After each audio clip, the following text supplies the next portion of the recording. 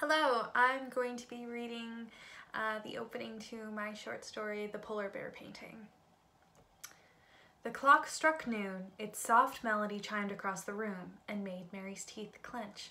30 more minutes, Professor Evans said, as if they could not tell.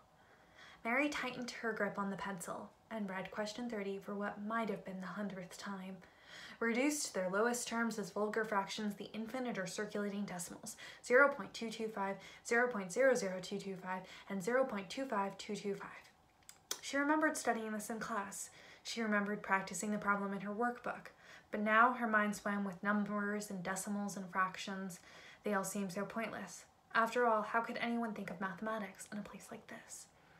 The girls were testing in the school's picture gallery. It was one of the only rooms large enough to accommodate so many students. The desks sat in neat rows beneath the iron chandeliers, facing the entrance where the balding Professor Evans stood staring into space.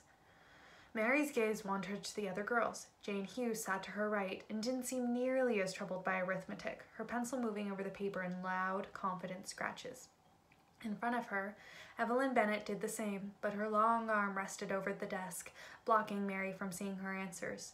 In fact, it seemed that all other fifth-form girls were absorbed by their exams, as Mary should be. But she could not focus, and she knew why. The girls were assigned their seats in alphabetical order. As Mary's last name was Blackford, she was placed in the first row of desks, sat nearest to the wall. The gallery was covered floor to ceiling with paintings, a whole collection of Victorian artwork which, on a normal day, she might like to admire. But of all the paintings in the room, of all the Malays, Maclays, and Burne-Joneses, she was sat next to the polar bears.